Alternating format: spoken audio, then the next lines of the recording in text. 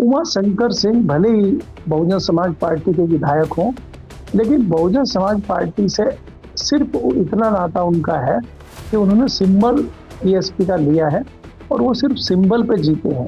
तो मायने ये है कि वो योगी के करीबी हैं, इसलिए उनके ऊपर केंद्रीय एजेंसी, जिसको हम तोता मैना के नाम से जानते हैं, वो आजकल उनके ऊपर मंडरा रही है। यही कारण है कि वो उनके करीबी हैं। नमस्कार दोस्तों, कैसे हैं आप लोग। उम्मीद है आप सभी अच्छे होंगे। उत्तर प्रदेश से बहुत बड़ी खबर निकलकर सामने आ रही। बसपा के इकलौते जो विधायक हैं उमा शंकर सिंह, उनके आवास पर आईटी की बहुत बड़ी रेड हुई है। लेकिन उमा शंकर सिंह सिर्फ मायावती के एक विधायक हैं ऐसा नहीं है, योगी आदित्यनाथ के करीबी भी हैं।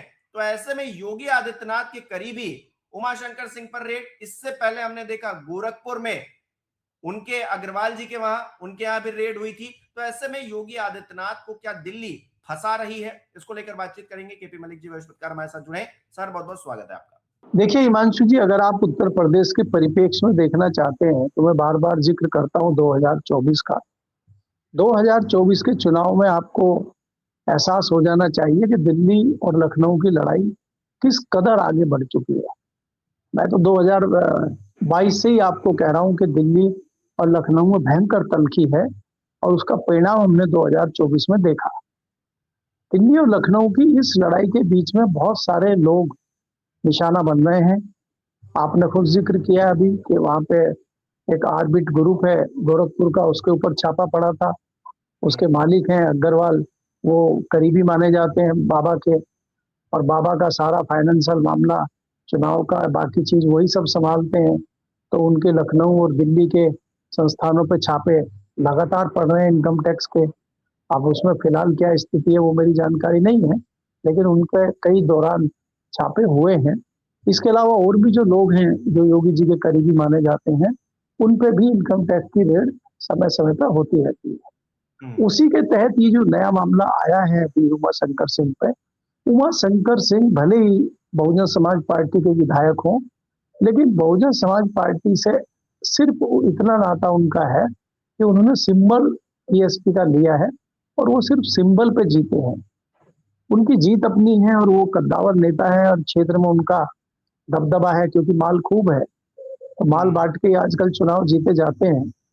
तो इसी दौरान पिछले 5 साल में उनकी करीबी जो है योगी जी के साथ हो गई है।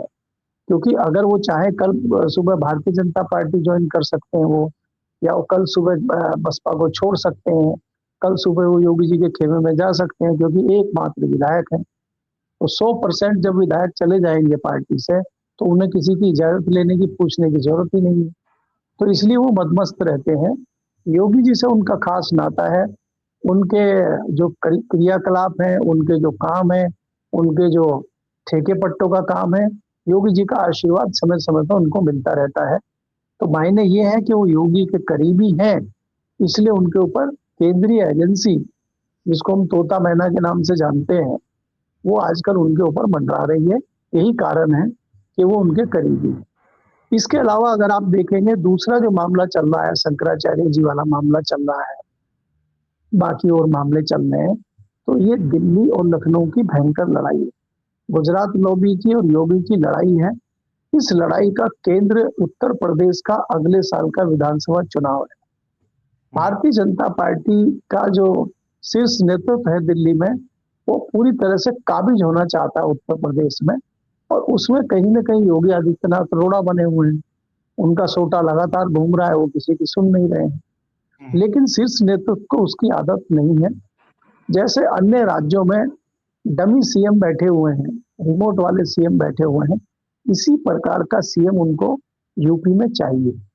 लेकिन वो मान के चल चुके हैं कि योगी को हटाना इतना आसान नहीं है, इसलिए वो नए नए हथकंडे समय समय पर अपनाते रहते हैं। तो यूं हथकंडों में से ही एक ही इनकम टैक्स का हथकंडा भी एक है जो समय समय पर अपना काम करता है, या अपना जो है उपस्थिति दर्ज कराता है। मुझे लगता है उसके पीछे भी वही मामला चल रहा है और कोई नया मामला इसमें है नहीं जी। अच्छा, मायावती को भी थोड़ा प्रेशर में लेने की कोशिश क्या इस मामले के जरिए की जा रही है, आपको लग रहा है? नहीं, देखिए मायावती से इसलिए कोई फर्क इस पे नहीं पड़ेगा। मैंने पहले ही कहा कि वो मायावती के उस तरह से बहुत दबाव में, बहुत प्रभाव में नहीं है, क्योंकि वो खुद चुनाव जीत के आए हैं। उसमें बसपा का कोई इतना बड़ा सहयोग नहीं है। मायावती जी का तो पहले ही बातचीत हो गई है, उनको बंगला लोड दिल्ली में कर दिया गया है, और वो तो खुद ही भारतीय जनता पार्टी के टच में डायरेक्ट हैं, और वो कुछ समय अब दिल्ली में भी देंगी ताकि टिकटों की लिस्ट वगैरह बने, और टिकटों की लिस्ट पर विचार विमर्श जो है भारतीय जनता पार्टी के शीर्ष नेतृत्व के साथ किया जा सके। तो वो तो पहले ही टच में है, तो उन पर दबाव बना के मायावती को अपने पाले में लाने के लिए इनका प्रयोग होगा। मुझे नहीं लगता इससे कि इतना बड़ा मामला है। मायावती तो पहले ही उनके साथ है, उसमें उनको कोई दिक्कत नजर नहीं आ रही जी। अच्छा, जो दूसरे पार्टी के विधायक हैं उनके जरिए जो योगी आदित्यनाथ के करीबी हैं, या फिर ऐसे लोग जो मतलब बिजनेसमैन हैं, उनके घर भी छापेमारी, और उन विधायकों को भी जो पार्टी में हैं, मतलब भारतीय जनता पार्टी के नेता हैं, उनके जरिए भी प्रेशर डालने की कोशिश हमने देखा कि किस तरह से एक विधायक जी जो है योगी आदित्यनाथ के करीबी मंत्री जी को सड़क पर घेर लेते हैं। तो योगी आदित्यनाथ के खिलाफ जो मामले चल रहे हैं, जिस तरह से उनको घेरने की कोशिश की जा रही है, अभी की परिस्थिति में योगी आदित्यनाथ कहां खड़े नजर आते? क्योंकि फिलहाल तो वो विदेश यात्रा पर हैं, विदेश यात्रा में वो नारेबाजी भी कर रहे हैं, तमाम चीजें हो रही हैं, बिल्कुल योगी आदित्यनाथ की कार्यशैली के पर ही जो है वो चलते हुए दिखाई देते हैं कि मोदी जी जहां जाते हैं जय जयकारे होते हैं, योगी जी जहां जा रहे हैं वहां भी जय जयकार हो रहे हैं। तो अभी की स्थिति में योगी जी कितने झुके हुए नजर आते हैं, या फिर क्या उनकी परिस्थिति लगती है आपको?